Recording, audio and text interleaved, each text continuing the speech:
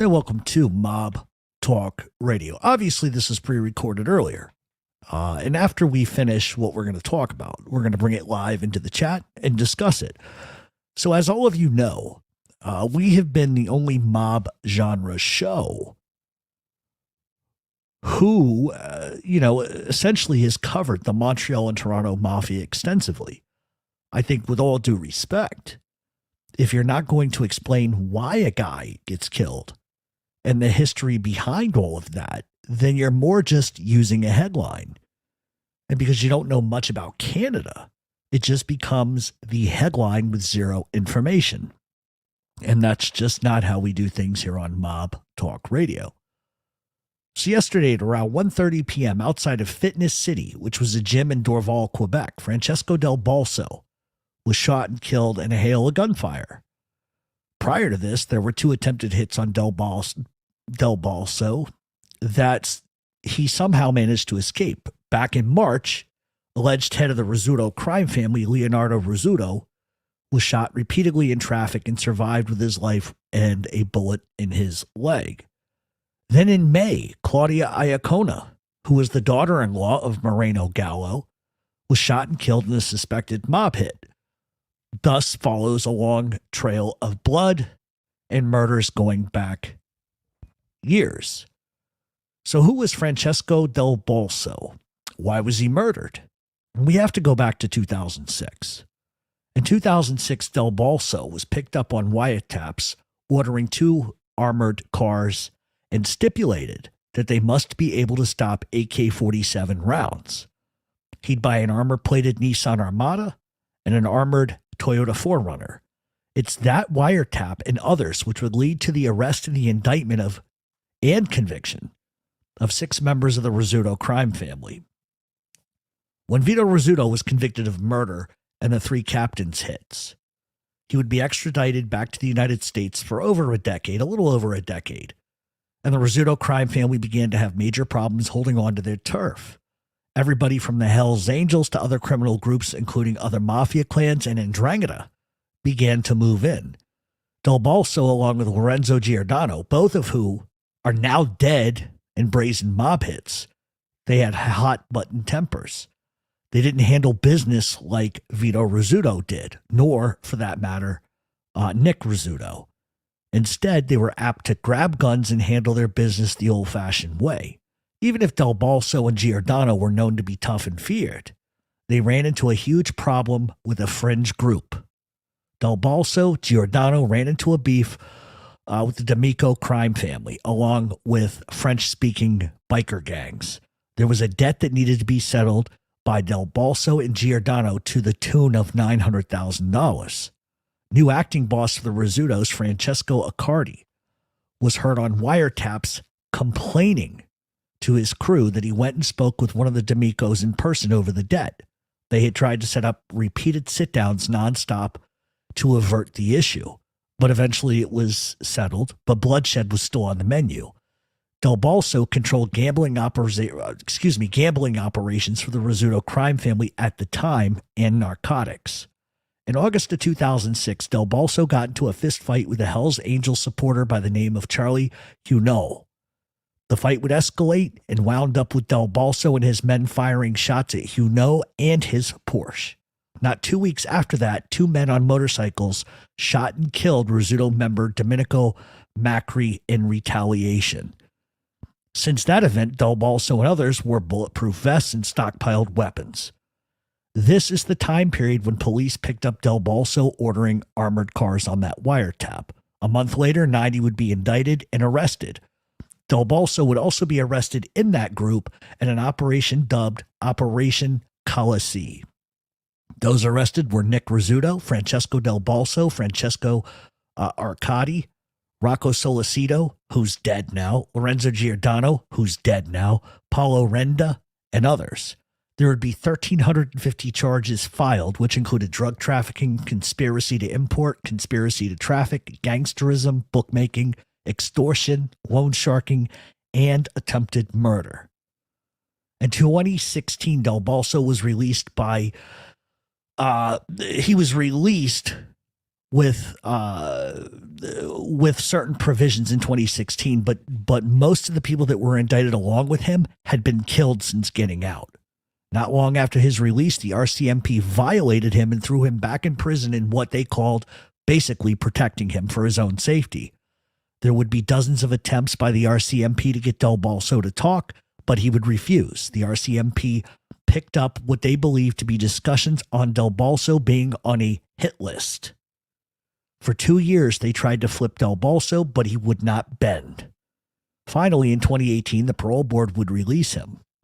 When he gets out, he resumes operations running loan sharking and gambling section of the Rizzuto crime family, and because many of his contemporaries were dead, he would rise in rank. Then in 2022, Del Balso would get arrested in Laval for what the RCMP called an attempted threat to extort leaders of a local religious community. And what had happened was Del Balso's wife had donated clothes to the church, but she had accidentally left some diamond jewelry in the pockets, and Del Balso went to collect it. And he was told whatever was donated to the church belonged to the church, and Del Balso wasn't going to take that. And he wanted the jewelry back. And then he threatened somebody that day at the church. And of course, what they did was they in turn ran to the police. In March of 2022, the RCMP would search the homes of 3 high-ranking members of the Hells Angels as part of a narcotics trafficking sweep, as well as raid Del Balso's home. A week prior to that, authorities had captured Del Balso trying to flee to Italy. They caught him at the airport. And this was a few days after the attempted hit on Leonardo Rizzuto. The authorities would take Del Balso's passport and release him. Now, back in March, Rizzuto, as we said earlier, who according to RCMP had taken over as head of the Rizzuto crime family, was shot in Laval. And the car he was driving was hit dozens of times. He would survive, but he would also refuse to cooperate with police on any level. 2 months later, in May, the daughter-in-law of Montreal mafia member Moreno Gallo was killed in what authorities are calling a targeted hit in the parking lot of her beauty salon. And it's worth noting that Claudia was married to Antonio Gallo, who was son of the former Andrangheta head in Montreal, Moreno Gallo. Antonio Gallo, her husband, was murdered in Mexico in 2013 after being deported from Canada. While the mafia traditionally does not kill women, they sort of spurred a crossing of the lines within organized crime at this point. And that message that has clearly been sent is that nobody is untouchable. Nobody. Canadian authorities have said that they believe this murder was a result of a feud between Sicilian mobsters and Andrangheta, which shouldn't really come as a shock to anybody. Now, Del Balso, who we said ran gambling operations for the Rizzutos, had sort of begun to spin outside of his turf and began to extort in his own areas, trying to carve out his own slice of the pie. The Rizzutos, it's been said, were angered by Del Balso trying to carve out his own area, and that Del Balso didn't want to hear what the Rizzutos had to say. And it's worth noting that Del Balso had deep connections with inside the Hells Angels, and he was considered a dangerous guy who wasn't about to take a step back or take orders from anybody in the Rizzuto crime family.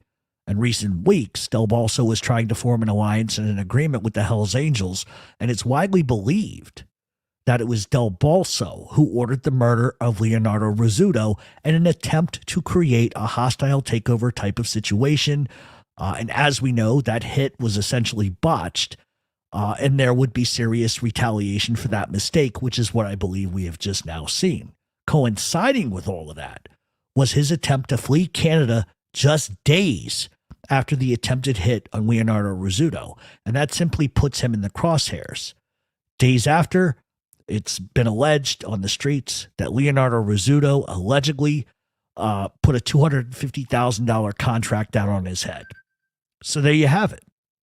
Once again, we see traditionally that Sicilian revenge runs deep and it runs loud. Many could speculate, but to me, in my opinion, this looks very personal, and to most, it looks like a form of retaliation of sorts. And the history of organized crime, like Vic Catroni was Andrangheta. Frank Costello was Calabrian. And there's always been a sort of beef between Sicilians and Calabrians. It's been that way from day one.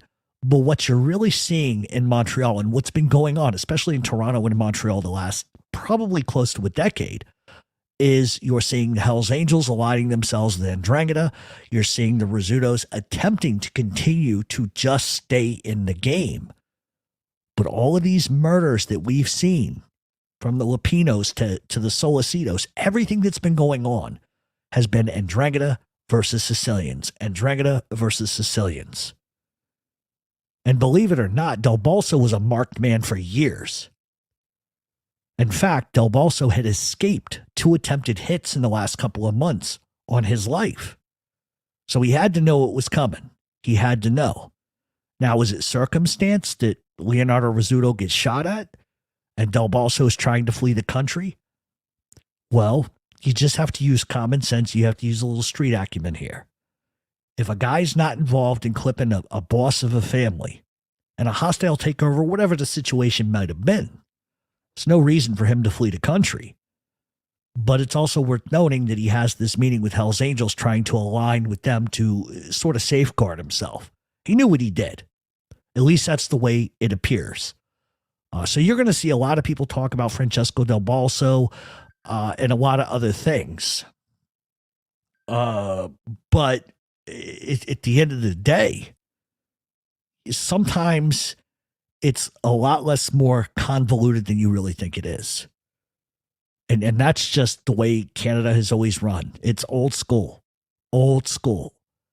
And it's not going to stop. It's just going to get worse here. And if we play it out, and let's pretend that Del Balso is the one that wanted Rizzuto to be killed because he wants to take over the Rizzutos for himself, or he wants to move into that. It kind of makes sense. The way everything is played out in the last couple of days, it really does make sense. And I told all of you when we talked about Leonardo Rizzuto getting shot at, that there would be retaliation and it would be swift. Did I think it would take 2 months, 3 months? I almost, 3 months or whatever the case was. In March, April, May, June, 3 months. It took 3 months for them to act. And this is a guy that knew he was on a hit list. This is a guy who knew he was in trouble. And you have to ask yourself, why did he put him out there? Why did he put himself out there? Because in reality here in New York, guys may not worry about getting shot in broad daylight going into a restaurant. John Gotti, I don't think, ever feared that, because those are the type of things, and those are the differences between American Cosa Nostra versus Canadian. Canadian is more aligned with what goes on in Italy than, say, an Americanized version of Cosa Nostra. And so I don't think guys here would worry about that. It's brazen. It's broad daylight. I mean, the last broad daylight mob hit, honest to God, Paul Castellano, 1980, whatever the fuck, 86. So it's over there. It's different. It's like the fucking wild, wild west. This guy's going into a shopping center outside of a gym and gets shot, twice in the head and once in the chest. Boom. Hits the pavement, fucking dead. Retribution is everything. And so, we often talk about on this show, like, what's the closest remnants to the old school world? And I always tell you, South Philly for me is like that. But I think Canada is sort of a, how to say this? You know how you go back in time and you watch old stills from the 20s of Luciano and Capone and all of these guys walking around? It's like you're transporting yourself back in time when you watch what's going on in Canada. They don't fuck around. And you're not going to get this kind of information from other people. Because, like I said, I've seen a bunch of people report on this, but nobody has the facts.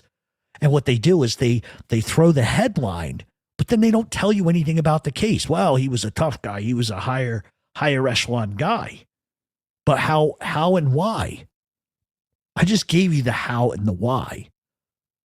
Nobody else is doing that. And that's why we do real mob content.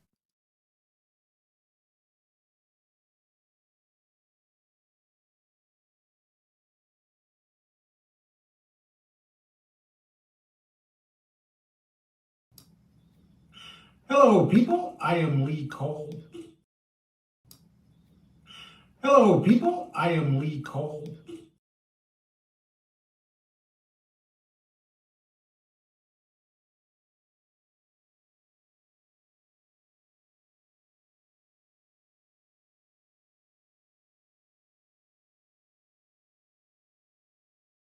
Thank you. Sorry about that. Anyway, there is something else I want to discuss, and I don't want to regurgitate a whole lot of mess. However, I want to bring up this point right here. If you don't know anything about a case, okay, and you say publicly that you don't believe anything an informant says, why the hell are you repeating bullshit charges about other people then? And I don't understand this. And I'm not attacking anybody personally. I'm not even going to mention anybody's name. But I recently heard somebody talking about a case. The majority of what they did say was fairly accurate as far as the indictment. However, here's my thing. The stance that somebody took was that the informant in this case was a liar, and he said, the guy's a liar. I just don't want to talk about him. Well, here's my point. If you're going to bring up charges that were laid against 59 defendants, and you're saying the informant in that case is a liar, don't you think you owe it to people to tell your audience that? And I'm gonna give you a good reference point. J.R. Rubio. Okay, for those that know and those that do not know, he was the informant against Patsy Parole, Joey Merlino, and a bunch of other people. Now, if you're going to come out and say that J.R. Rubio was a liar, you didn't believe anything he said, then how can you in the next sentence literally say Patsy Parole was guilty of anything? It's hypocrisy to me. If you're going to say that a guy was a rat, you don't believe a word he said, then shouldn't you not even bring up the allegations against other people? It just, to me, it's a little fucking asinine. So let's talk about J.R. Rubio because this is a fact. Um, J.R. Rubio admitted that he made over $509,000 while he was working for the FBI as an informant. He admitted to assaulting somebody who owed him money, which was against his cooperation agreement. He admitted to lying constantly to the FBI, to his handlers, and to the prosecution. He admitted beating his wife. He admitted having an affair. He admitted blackmailing the FBI because he wasn't getting paid enough money. He admitted that he totally wiped or factory reset his phone to hide evidence. He admitted that he continuously committed crimes while under the watch of the FBI. He admitted to selling drugs, which he said was against protocol and mob rules. He admitted to breaking into a doctor's home and stealing $30,000 in money orders while he was on the FBI's payroll. He admitted that he broke the law, which is why he was remanded into custody. Rubio, for 98 of 114 days, went unsupervised by the FBI. He was allowed to tape when he wanted and report what he wanted and report things he didn't want to report. He stole $300,000 from an offshore betting service and blamed it on another defendant, yet somehow he managed to buy a home and 3 expensive luxury cars that month. He beat his wife. He assaulted somebody over money. He carried on an affair. He lied to the FBI. He lied to the handlers. He lied to the prosecution. He lied to the judge. He attempted, like I said, to blackmail the FBI. He admitted on tape that he wanted to drag the trial out because he was going to get a book deal with George Anastasia. He had hundreds of meetings with the FBI that ranged between 3 and 5 hours. Then, after all is said and done, he goes on a podcast and he admits not only did he perjure himself, but he framed someone for arson. Now, I ask all of you the following. If you're going to state that a guy's a liar as an informant and you don't buy anything he says, why in the next fucking sentence are you persecuting Patsy Parole and other people in that fucking whole entire ordeal? I just don't understand that logic. This isn't about me saying, oh, all rats are liars. This is me saying that categorically this guy was a liar up and down the board, which is going to bring me to another point. There is no substitute for court records and actually being at a trial. There's another content creators who the other day took an informant's word for everything, but they didn't cross-reference anything because what they did, their research was going to a third-party mob webpage who didn't even have the right facts written down. So you're not doing research. You're taking research from somebody else who didn't even get that right. And if you weren't at that trial, what on God's earth makes you believe what you're being fed? You have a responsibility, if you are going to call yourself a journalist, to give people both sides of the coin and let them decide for themselves what is true and what isn't. It doesn't matter what side of the fucking fence you're on. It really doesn't. But don't call yourself a journalist and don't say you do research when you take third-party information and you're too lazy to cross-reference it. It's bullshit to me. And so what I don't understand is if somebody who's a major informant in a case is a known liar and everybody knows it, and I just gave you like 36 fucking lines of what this guy did, and then you say to the people that are watching you and tipping you and paying you that I don't believe a word this guy had to say, but I'm not going to talk about him. Why? Why? Is it because you're aligned with rats? Is that why you're doing it? Because to me, if I'm going to be open and fair-minded, I'm going to give you both sides of the story and you decide. It doesn't matter what I think. But I just don't, I'm completely blown away by, you're going to dog Patsy Parole, but then you're not even going to tell people that the guy that was the informant in the case was full of shit on every level. And the majority, I think it was like 46 of the 50 defendants pled out, including Joey Merlino, to gambling. Because remember, Rubio was such a great informant, was such a great witness, told the truth about everybody. Why did the government settle out with Merlino over gambling? Judge Sullivan at the sentencing says, wait a minute, you guys aren't going to retry this case?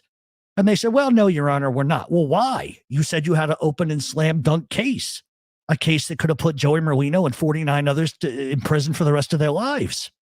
But they gave up because they knew their witness was a liar and they had nothing. So I'm just saying, if you're going to come out and say that you don't believe a guy, show your audience why you don't believe him. Don't play the game where you might want to have him on your show one day so you're going to be fucking nice to him. The guy's a piece of shit, an absolute piece of shit. And so from my perspective, if you're going to do this for a living, show people both sides. You don't have to cover it like I do. I'm different than everybody else. But I think you owe it to your audience to know the case you're talking about. And it wasn't $30,000. It was $300,000. It was a lot of fucking money that was going on. I didn't hear a mention of the word, the Chris offshore betting thing. So if you don't know anything about a case, I'm not being a dick, but if you don't know anything about a case, which here's the thing, I was at that trial every day for like a month. I was there every day watching it, listening to everything. So my whole point is just give your audience the facts. He's a liar, and this is why he's a liar. Bottom line. But you can't sit there and say the guy's a lying piece of shit, but you won't talk to him. Then you're going to dog somebody else in the Bronx and say, oh, well, he did this, this, and this, and this. It's like bullshit to me. Oh, so what? Rubio only told the truth about Patsy Parole, but he didn't tell the truth about Joey Merlino and Augie Camacho and all these other people. Get the fuck out of here. It just, it blows my mind. And then, like I said, with the other content creators and this fucking nonsense of going to some third-party site saying it's research when you just took it off their page, and then you're going to ask for a fucking donation off somebody else's fucking work. It's stupid to me. Do your own goddamn work and stop kissing a rat's ass, please. If you're going to call yourself a journalist, here's the responsibility that you have. You get the informant on your show.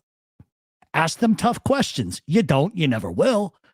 But at least do enough research so that when they start lying, say, well, no, because I have it here in the transcripts of the trial that this is what you said. Why are you saying something different now? But nobody wants to do that. And that's my thing. If you're going to be fair and balanced, me, I won't put a fucking pig rat fuck on my show. I will never do it. But that's my point, is you're being disingenuous to your audience when you just accept what they're saying and you don't ask anything. And that's just my point of view. I don't expect anybody to do what I want, but that's what I try to do. I give you all sides of the coin. If somebody's guilty, I'll tell you straight up they're fucking guilty. But it just, It's fucking nonsense. None of these people covered Anthony Pergiano and his lying, festering bull of shit. And he put good guys away in South Philadelphia, which is going to lead me to this next little brain buster. And I want everybody to talk about this. Should mob content creators be naming who they think the hierarchical bosses of a crime family are? Seriously. Should content creators be outing? Well, I wouldn't say outing because most of these guys don't know what they're talking about. And half the time the stuff they say is not accurate anyway. But should they be doing that? To me, I wouldn't do it. I won't do it. I won't do a show called 2023 to Mob Summit. Here's who's running what. Personally, I don't care because I talk about the history. But here's the problem with doing that. Number one, you're not going to say that and then go to those cities because you're going to have a problem if you do this, number one. Number two, you have to take responsibility for the fucking words that come out of your fucking mouth. Legitimately. If you don't know, there's a little word we use in the mob genre called allegedly, according to. Okay? Because now you're not directly saying it. You're saying this is allegedly what the FBI says. What are you going to do? But what if you're naming somebody who isn't really a member of that? How fair is that to them? At the end of the day, how fair is that to them? It's not. It's not the right thing to do. But once again, I'll challenge the people that are doing this to go to those cities and go address those men personally and say that to them and see what happens. It's not a tough guy act, it's just the truth. You're not going to do it. But I wish people would stop doing this. You're not involved. You don't know any of these people. Just let it go. Just let it go. And yeah, I understand the genre and I understand guys are going to talk, but you're talking about people that are in it that are no longer in it. You're putting them in it when they're retired or they're not a part of it. Or you want to give this one a title or fucking that one a title or a guy who just got out of fucking prison you want to start running your fucking mouth about who's not doing anything. And I don't get it. I don't understand it. And listen, a lot of people accuse me of being a mob hump, but I'm not because I don't believe in that kind of shit. I talk about the history. That's all I talk about. And I just wish people would be a little more concerted about the allegations that they throw at people. Because I'm just telling you that the more you say stupid shit like that, it's going to come back to haunt you at some point. It's going to come back to haunt you. I guarantee you.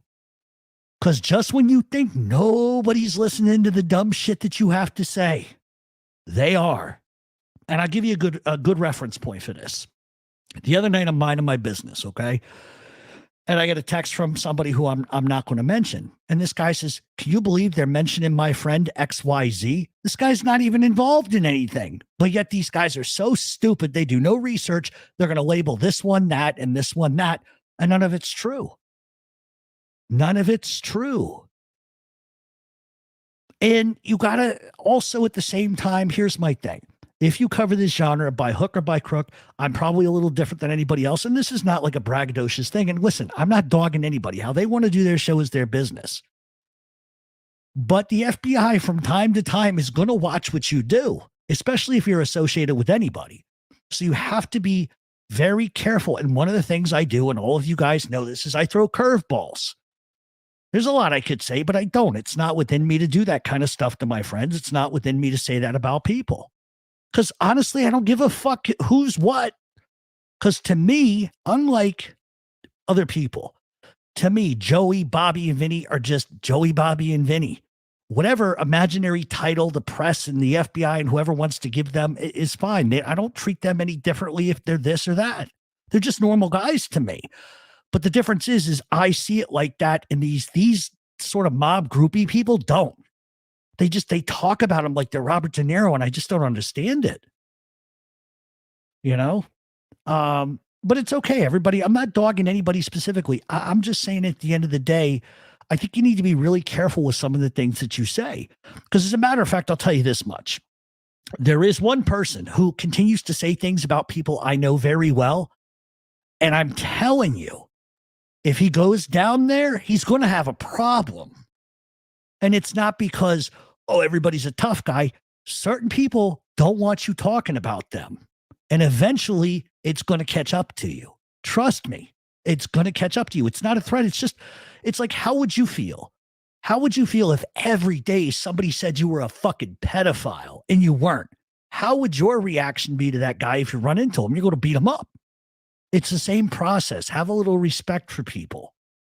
You know, if you say, hey, listen, according to the FBI, this is XYZ. All right. You're not personally saying it. You're relaying the information that's been said. But when you say it, and then on top of that, you call yourself a fucking expert, that's reckless to me. And I just don't think you should do it. But like I said, everybody is entitled to do what they want. But at the end of the day, if you're not going to talk about a case or a trial to the full extent, okay, which nobody did. I'm the only one that covered that trial in the Persiano stuff. And I had an interest to cover the Persiano stuff and the Merlino stuff because it is what it is. You know, I have friends that went to jail, to prison on this last indictment. So I had personal stock in the situation. I didn't like it. The Persiano is another fucking one that got away with everything. So the whole point is that don't say that this guy's a rat and you don't believe shit that he has to say if you're not going to explain to the people why it is he's an informant or why it is that he lied. Because that makes it look like sort of surreptitious, like, well, I don't want to talk anything bad about the guy, you know, because maybe one day he'll come on my show. And do what? Blow you? Is that what you want? A rat to blow you? And that's my point. And it goes for anybody else that talks to an informant. I understand you're letting them tell their story, but you also have a duty to be honest with the people that listen to your show. And when you go to a third-party website and you say, this is facts, we looked it up. No, you didn't. You went to another guy's site who got it wrong too. And then you don't cross-reference it with somebody's sister who sat at a trial every fucking day, who knows better, regardless of which side of the fence you're on, regardless of what you want to listen to or believe. You have a duty to at least inform your audience. But nobody does that. Nobody does that. It's just like wash women shit. You know? So I like the new setup. Yeah, me too. I'm trying to I want to turn this around like the other fucking direction because I got cool stuff on my wall. But, I'm not a huge fan of the live stuff. It's life. If someone is willing to telling business that could get you jailed, you'd get a beating. Where I'm from, a reporter got acid poured over his face in Glasgow for trying to write about 2 crime claims. Well, yeah, and I got news for you. There's places you can go in the United States, specifically South Philadelphia, where they know who you are. And if you go down there and try to it's going to be an experience you're not going to forget. Trust me. Wikipediologist, absolutely. And that's a great point, Gianni, is anytime I hear people say, well, we got all the 302s. No, you don't. Because there is a difference between an FBI field report and a 302. First of all, a 302 is often redacted like crazy. And most times, 9 times out of 10, you can't get 302s unless you know somebody or if the FBI has released certain things. What people are reading are FBI field reports. FBI field reports do not constitute an indictment and they do not constitute fact. It's hearsay. So when I hear somebody say, oh, I read all of Sammy's 302s, you did? Wow, I haven't. And that's my thing. Know the difference between a 302 and an FBI field report. Field report is basically, person A saw person B go do C, and rumor has it that person D jerked off person F. That's a field report. A 302 is a literal interview. Question, answer, question, answer, question, answer, question, answer. That's the difference. So when anybody says to you, well, I read all the 302s, they're lying to you. What they read was an FBI field report. But the secret to FBI field reports is you can often cross-reference an FBI field report with like 10 other field reports. So if you have 10 different sources given the same information, chances are it's pretty accurate, or at least close to the vest of what's being said. And that's how you sort of wade through those waters, so to speak. I'm curious. Do you think John Gotti Jr. was a rat when he took that plea? I don't think people who take plea agreements are rats.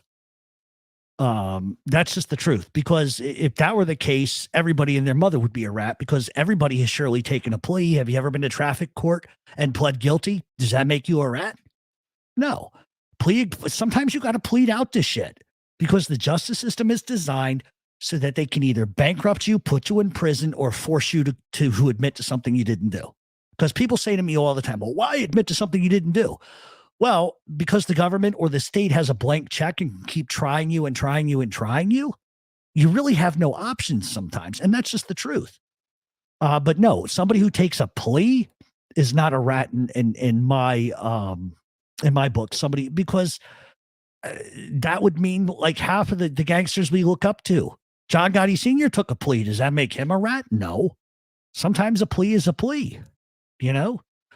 A huge difference between what really happened and what's written on government paper. Absolutely. Absolutely. Yeah, I'm not a fan of it, but I'm doing it. Let's see. Big Time Johnny. There's a story behind every charge. Absolutely. Absolutely. Let's see. No, not a rat. Learn what it means. Sheesh.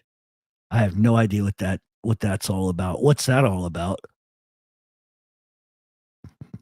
What is no, not a rat. Learn what it means. Oh. Did John Gotti do a 302? Yes. I think that's public knowledge. I don't think anybody has said that he didn't. I think that's public knowledge. He even did a video where he talked about it, where he sat down with the government. Now, that's just his sort of thing. You know?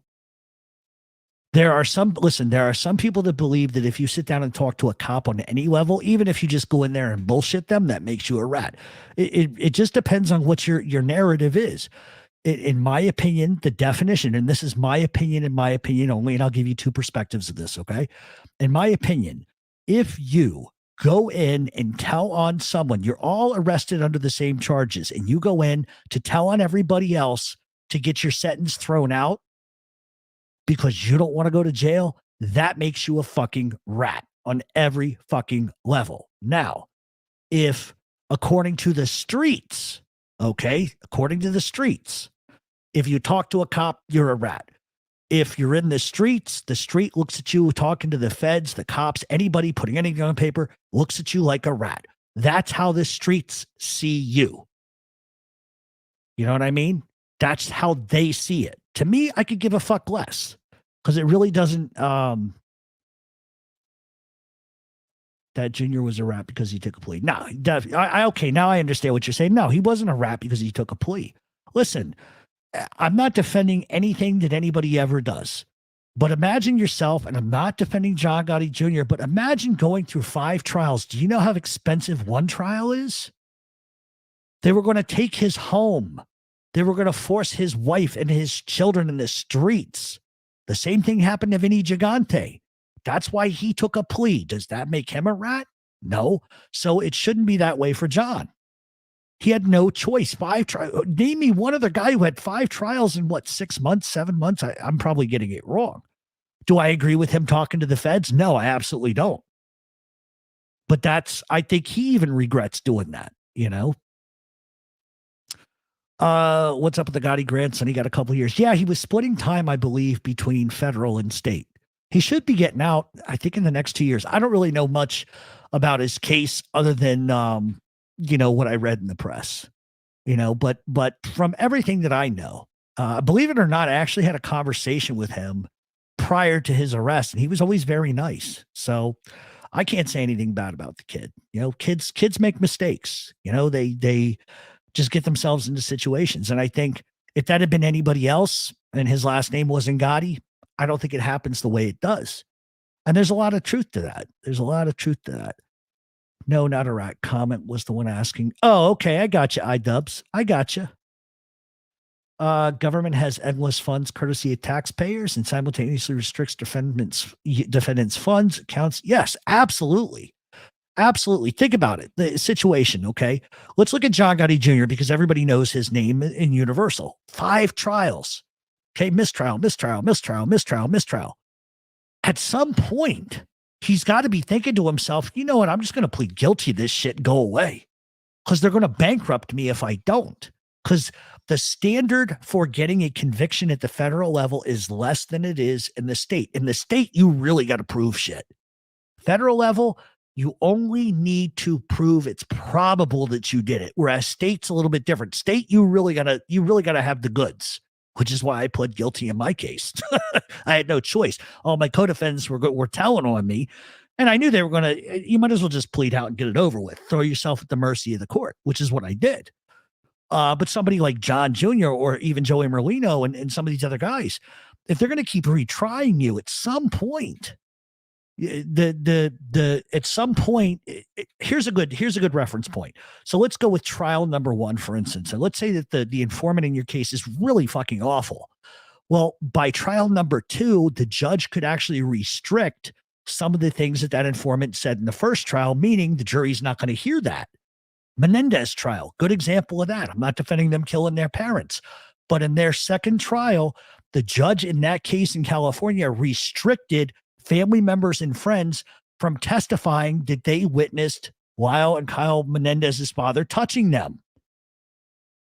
And so that's the whole point. When a judge restricts that, it's hard to get anything other than convicted.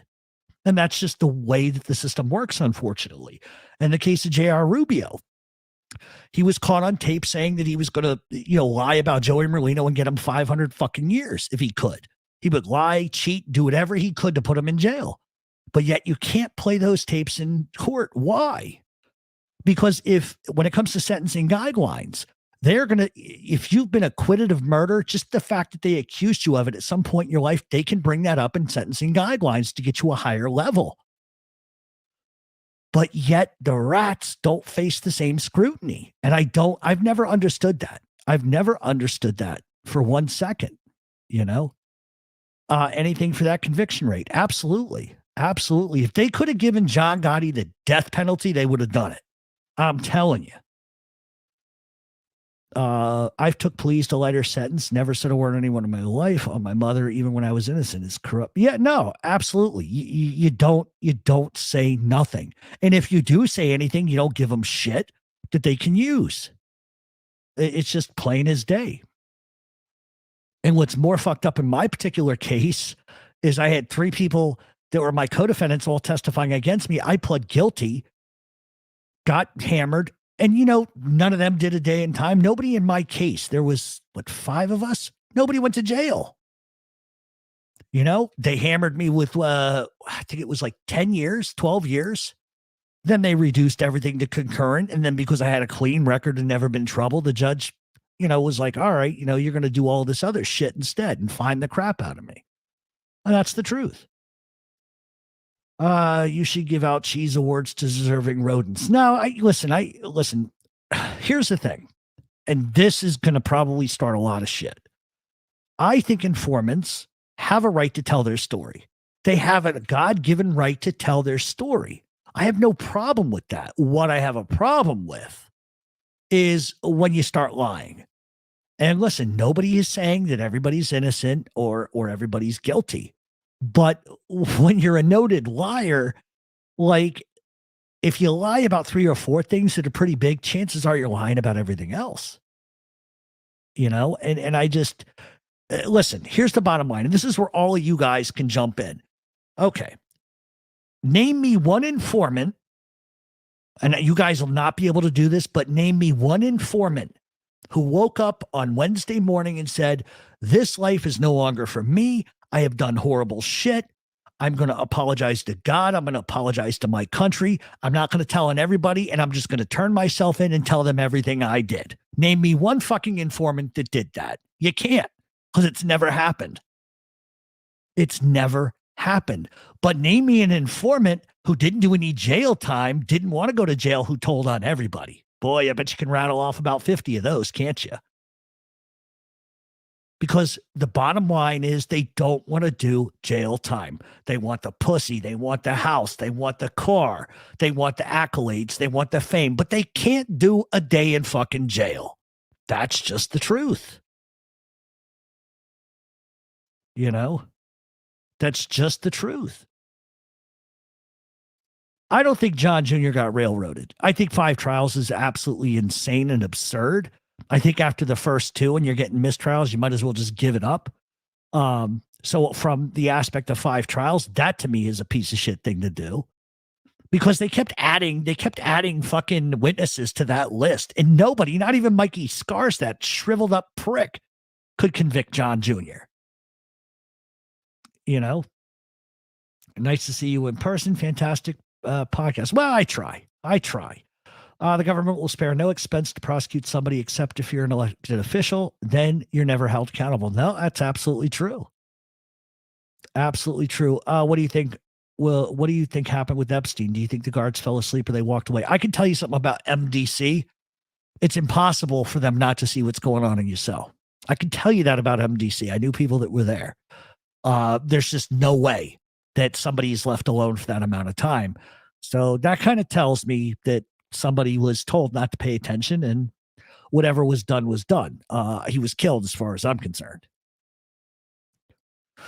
I can only imagine what New York guys think of all the mayhem that's been going on in Canada as of late. Yeah, no, listen, it's like a throwback to the old days. You know what I mean? Definitely a throwback. Like the backdrop in your life presence, I understand it takes time to get comfortable with it. Audience likes it. No, it seems like everybody does. I just I don't know. I'm not good at these live things, but I'm doing it because I think it just does more. I don't know. I could be fucking wrong. Tomorrow they'll have pictures of me all over these hate pages. Look, the Mongoloid is back. Cocksuckers.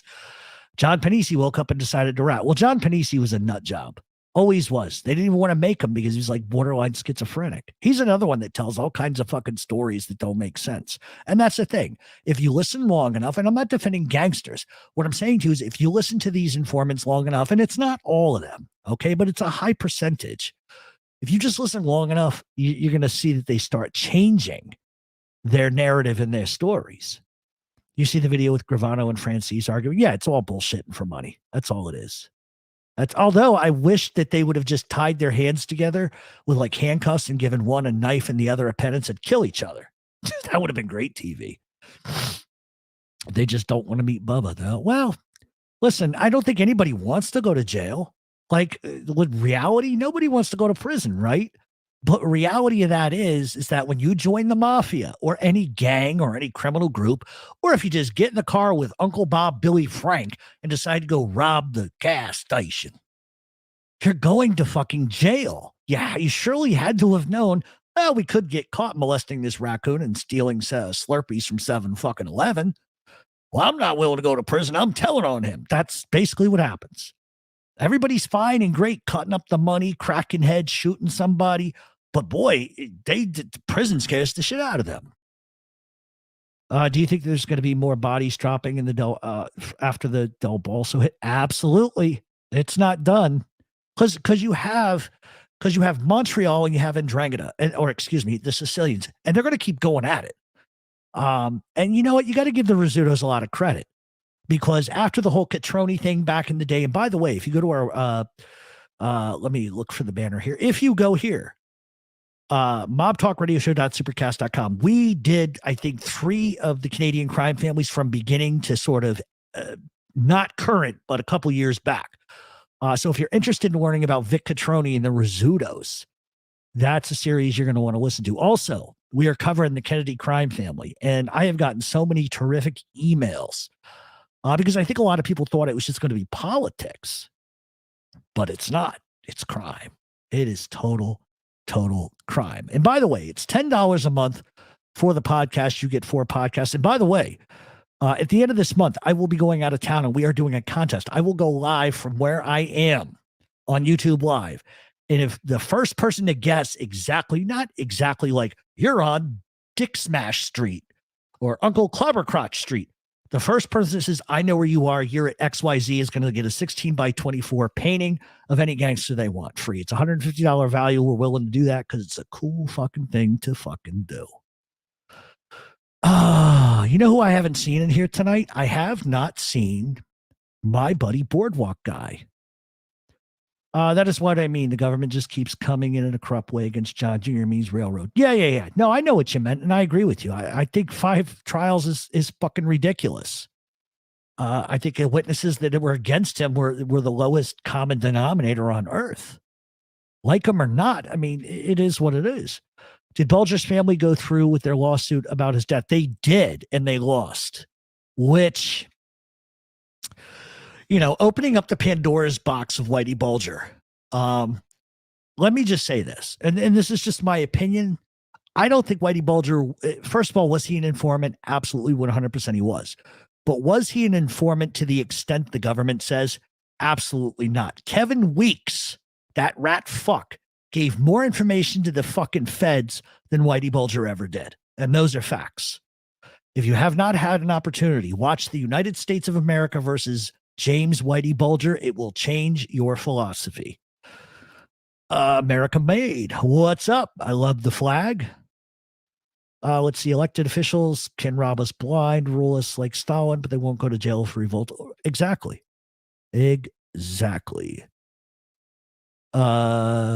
Triple O is Whitey's old bar in Southie.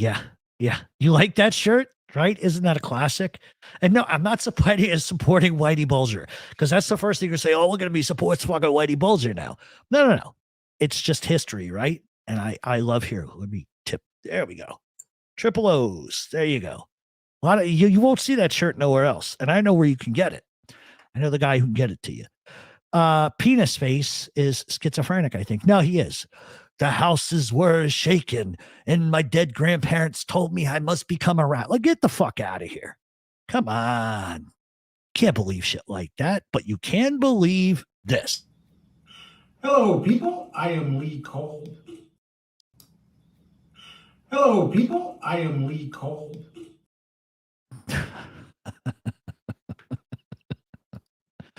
Oh, I love doing that. Yes, I see this. Will you be bringing back the questionnaires on Facebook? Yes. And here's the thing that I'm going to try to start doing. I'm going to try to start doing these on Facebook, the questionnaires. Like I would say, okay, pick your 3 top mob bosses, create your mob family, what city you're in, what rackets are you going to go after? I'm going to start doing that on like Mondays. And then I'm going to come on once a week from now on and do this live. Okay. And so what we're going to do is we're going to put some regular Q&A questions, right? Sorry, I'm not looking at the camera. I just, for some reason, I'm all juxtaposed and I can't look straight up. Anyway, what we're going to do over on Facebook, you know what it is? I'm sitting fucking sideways. Oh, that's why. Dumb fuck. It's because my arm of my fucking mic isn't straight. It's at a 45. What we're going to start doing is we are going to do the Q&A on Facebook, on our Facebook page, Mob Talk Radio. And we'll do a Q&A where it's just ask whatever question you want, probably take 10. And then we'll do where I ask you guys questions and we'll put that there and everybody will answer. And then we'll come on. And the first thing we do for the first 20 minutes on our show is we will talk about that and do that sort of as a live feature. Okay, Gianni Catalano wants to know, clobber crotch. Yes, Gianni, I called Joe Kennedy, Joe Kennedy Sr. clobber crotch. I've been calling him that for about a month now, doing the Kennedy series. I think we're up to I want to say 9 episodes, about almost 30 hours of material, and we're still going. And we haven't even gotten to JFK getting elected yet, but it's just now starting to get a little greaseball-ish. He's taking a walk on the boardwalk. Yeah, definitely. Let me go there. Let's see what else we got. Mark says MTR under promise over deliver. Yeah, that's typically what I do. You ever heard Cole butchering Italian names? Yeah. You know what's worse than that is that person he has that's his co-host. that looks like the kid from Deliverance playing the banjo. What's his name? James Proctologist? Proctologist? Alfonsi Franzisi. Like, come on, dude. Like, just stop. You know, but that's them. I'm not dogging them. I think it's funny. I think it's funny between the hick inbred accent and then Lee's mispronunciations of words. It's like a fucking joyous train wreck to watch. Not that I watch it really all that often. To be honest with you, I don't. No, not at all. I've moved on with my life. I've got nothing bad to say about anybody, and that is what it is. Is what it is. Proctor, yeah, the proctologist, James Proctologist. I feel like I just got a proctology exam after listening to him. Okay, I just got the weirdest fucking message of my life. I don't even know who the fuck this is. Somebody, what the? Sorry, guys. Hold on a second. What area code is that? I just got the weirdest text message. And I have no idea who this is.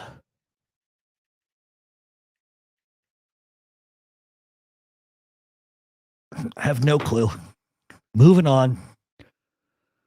Sorry about that. When I get weird text messages and it says, "Can you see me?" I'm like, holy shit, is this a ghost? Like, what the fuck? I don't know who that is. I think they got the wrong number. Let's see. A bit of a different question. When you go out to an Italian restaurant, what's your favorite dish? I'm a veal guy and a chicken parm guy. I used to be really love pasta, but for some reason, every year your body chemistry changes. And I think that what ends up happening is, first of all, how I think you eat as a child is going to determine how sick you are as an adult. But for some reason, my body just does not handle pasta very well. So I tend not to eat a lot of pasta, but I will eat veal and I will eat chicken parm, chicken parm, really anything chicken, veal, I'll eat. Every once in a while, I'll eat gnocchi, but I pay for it if I do.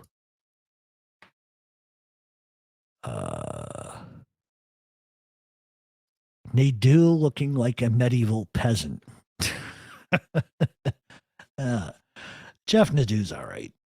I can't really say nasty things. Although I can read you guys a very interesting email I got. And I hope this person doesn't get mad at me. It said, "Stop playing around. Stop doing it for the politics. You're better than them. Why don't you release content? I don't know. You let Jeff Nadeau take your story, or shall I say, steal your story. Take the gloves off. You're the best at this shit. Stop fucking around." While I appreciate the email, I'm not going to get invested in like, fucking with people. It's no point. Like I said, if you have a different opinion, I'm not really going to get mad at somebody if they have a different opinion than me. Opinions are like assholes, but like if you distort facts and history, that's where I sort of draw the line. But listen, I've got my fans, I've got my haters, they got their fans, they got their haters, Maybe it's someone that's blocked. Yeah, that's what I think it is, Gianni, but I don't know anybody from that fucking area code. Well, actually, wait a minute. Now that I do know a couple people, but I'm not sure. All right. Great question for the week. How about Harry the Hunchback Riccobaini? How was it that he managed to survive 3 Philly bosses and it wasn't because of the Jewish mob? He was just smarter. Well, and he was shorter. He could hide under the dashboard. Have you guys ever seen that interview with Harry Riccobaini on YouTube? It's hilarious. Yeah, I saw the guy come and I ducked under the dashboard. He was like Danny DeVito size. This is hilarious. Hilarious. Talk about Roy DeMail. Oh, God, no. If you want to listen to Roy DeMail, we've done a couple of shows on him. Why wasn't he in the Philadelphia family? Well, he was, but he wasn't. He was allowed sort of to be an offshoot, run his own kind of thing. And then once Nicky Scarfo takes off, Nicky Scarfo had to set the precedent for everybody is going to fucking pay me. And if you don't, I'm going to make an example out of you. And it turns out like Nicky Scarfo, like whacking Harry Riccobene and that whole faction was a bad idea. Because number one, he didn't really succeed. Number two, it just brought heat. He should have just let Harry Riccobene do his thing like Angelo Bruno did. But that's, Nicky Scarfo was a horse of a different color, literally. Literally. Do you watch Mob Archaeologists? Nope, never heard of that. Never heard of that. And whoever that was didn't respond. So anyway, I had a chicken, sweet and spicy Indian mango chicken korma was amazing. Fantastic. Nadu is extremely sensitive. Well, I think a lot of people are. When I first started, I didn't really want to take criticism. And believe me, I took it for a decade. I still do. Ron Brevity. But, some people are sensitive. But I think it's when you get, what I think people don't realize is when you get inundated 150, 200 times a day with people calling you names and saying ugly shit about you, eventually it causes you to pop. But if you just learn to ignore it, you're better for it. Harry Riccobene interview is brilliant. No, it's hilarious. Harry Riccobene was a funny dude. The phone booth story was hilarious. Yeah, no, absolutely. That's kind of the one, is it true that Harry Riccobene was the youngest guy to get inducted at 17? He allegedly straightened out by Sabella. Well, that's what he says. I have never met anybody that's ever validated that. I would have no reason to believe he would lie about that. It's not like he was Ralph Natali, who was so important he got made twice. Do you ever head north of the border to Toronto? I used to. Mintic. I used to, but I can't go to Canada because I'm a felon. They won't let me in the country. Unfortunately. And I can understand if like I murdered somebody or something, or if I like DUIs, they especially, because I used to play semi-pro hockey. Now I know who it is. I used to know a guy, a bunch of guys. I used to play semi-pro hockey. So going across the border was a simple thing. But once you get convicted of a felony, that sort of changes. So no, I've been there before. Yeah, I've been to Montreal and Toronto, all over the place. Sault Ste. Marie. I've been all over Canada, but that was before I got in trouble.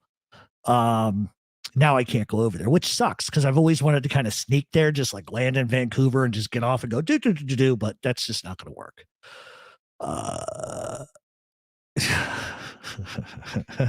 Somebody's been watching me for a while, right? You should do a YouTube live from Dave Ratweiser's bushes. I got a funny story about him.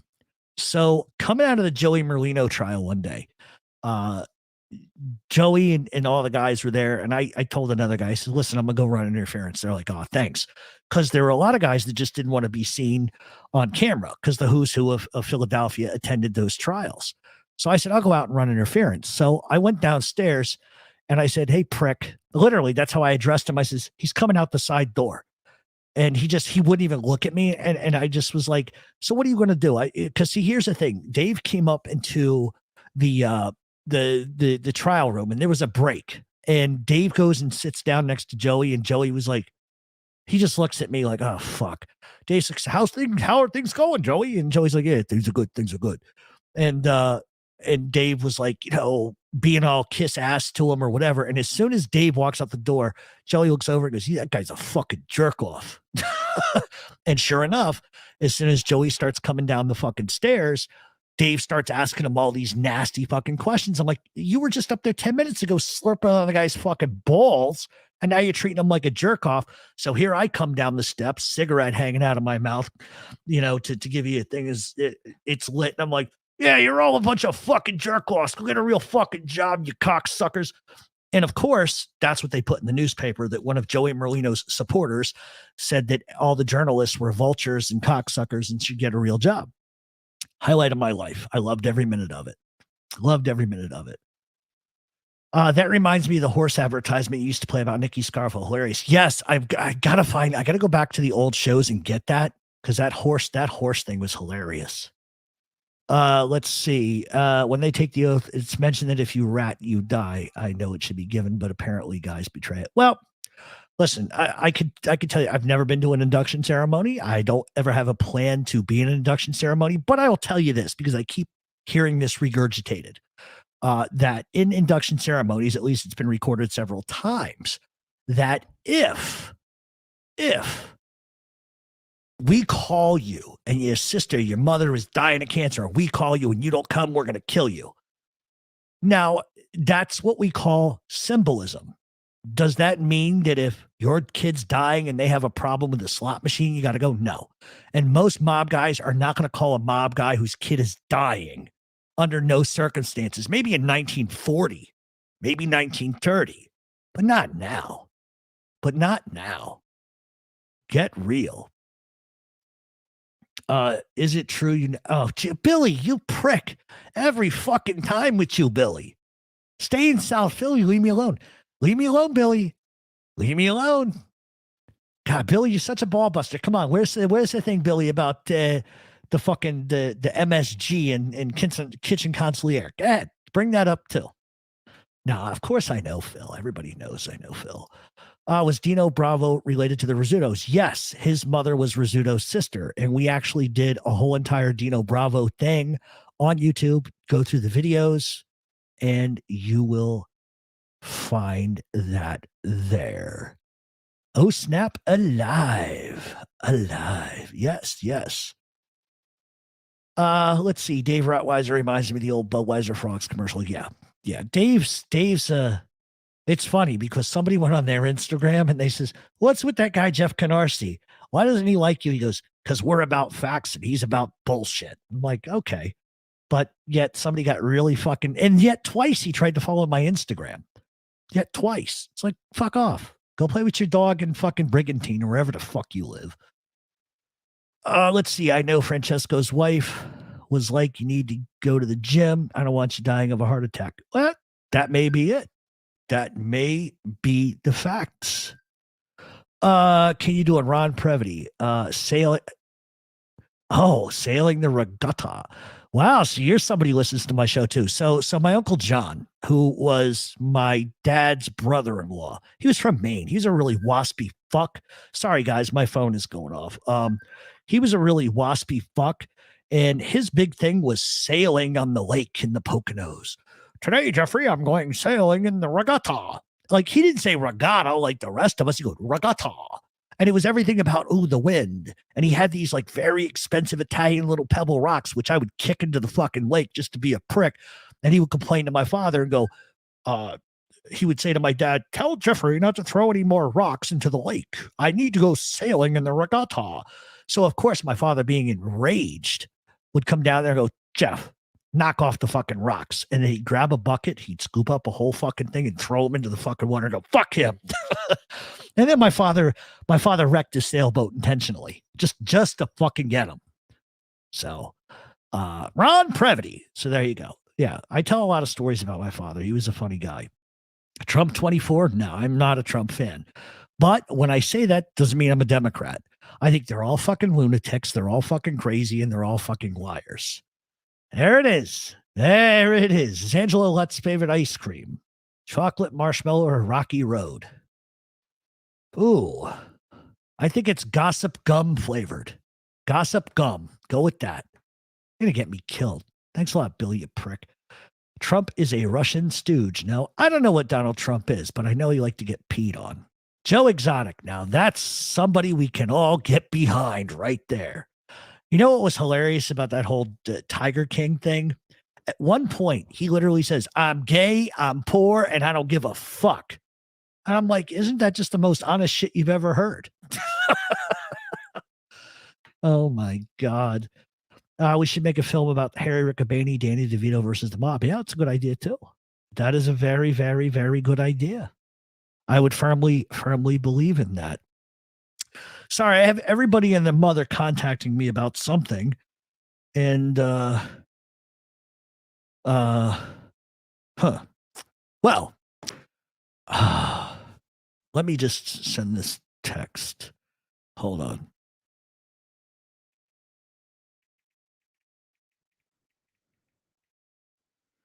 All right. Let's see. Good evening. That's like saying buying is a demented old fool who doesn't fall over a sandbag. Yeah, no, I know. Listen, all politicians lie, and what it really all comes down to at the end of the day is which one tells the best bullshit lie wins. And that's really, really, really sort of how it works. Previty was funny in an old documentary. He said Philly mob should have never trusted him. Yeah, but he was also nothing but a fucking meth head. Ron Previty, the story that Ron Previty's legend of himself is bigger than he actually was in real life. I literally heard a content creator go, yeah, he was a tough guy. No, he wasn't. He's like Jabba the Hutt on meth. Gee-wunga. You know what I mean? For fuck's sakes, Joe Exotic. Yeah. Chris the Cop. I haven't gotten around to it, but it's worth watching The Godfather of Harlem. So here's my thing, Chris the Cop. If you're looking for historical reference, don't watch it because it's complete lunacy. Not even historically accurate on any motherfucking level. That's just my point of view. But if you're just gonna watch TV to watch TV, go ahead and do it. You're not hurting nobody. You know, Joe Exotic pimp slap Sammy the Bull. Now that's a lover's quarrel right there. Imagine Sammy the Bull and Joe Exotic living together. I used to whack guys. Come here, little Sammy. Let me whack you. Let me whack that fanny. That would be an interesting. I would pay to watch that shit. If you put Sammy and Joe Exotic in a one-bedroom apartment together and they had to sleep in bunk beds, holy shit. How long do you think it would be before Joe Exotic had a live snake shoved up his ass? Seriously. I don't think it would. I don't think. See, here's my thing about that because I know what I know about Sammy. I think Sammy might like that. I think he might be very, I think he might be fond of that idea. Thanks. I prefer more factual content. Yeah, me too. Loving the Kennedy series, it almost seems like Joe was punished for his sins. Had to see death of his sons. No, in a weird kind of macabre way, I would agree with you. 100%. 100%. Sammy whacked his lover. Yeah, he did. Sammy whacked his lover. It was actually a lover that him and his brother-in-law, Nick Scabetta, were sharing. Yeah. Joe Exotic and Sammy the Bull, stepbrothers too. Oh, God. Oh, God. Could you just imagine that? Sammy looks like a fucking crocodile. And then Joe Exotic likes to lay on them. That would just, can you imagine them just laying on the couch together, watching TV? You know, Sammy, Angel Gotti's on tonight. Want to watch her? Come here, Sammy, you little midget, you. Oh my God. Oh, now somebody's going to make like some weird, silly fucking intro. Okay, a couple more, and then I got to get out of here. What are your thoughts on the Blackbird, the show on Apple? I have not actually listened to that. What I'm dying to know is, did Boston and you drink the whole Pepsi that you pissed in? Oh, you're talking about Boston Andy. No, he took 3 sips and realized I pissed in it, and then he spit it out and stared at me like I had done something ugly, like kicked his sister in the crotch or something. Yeah, he took 2 sips. He knew. That's a fucked up thing. We were kids. What are you going to do? Apparently, RFK's son is running for president on the Democratic side, and he thought, yeah, he's not going to get any momentum. His own family won't support him. But I give him some credit. I mean, he seems to speak well, and I think that he also sort of has a lot of beliefs that I do, which is kind of crazy, just conspiratorial type of stuff. But he's just not going to get far. There's just too many other people. There's just too many other people against him. And the thing is, it looks notoriously bad when your own family will not back you up. Like that, it might as well be fucking doomsday. You know what I'm saying? So, all right, listen, we've been in here for an hour 18. I'm going to get out of here, guys. I got work to do tomorrow, but we will be back this week with another episode. And in the meantime, be good to one another. And thank you all for hanging out.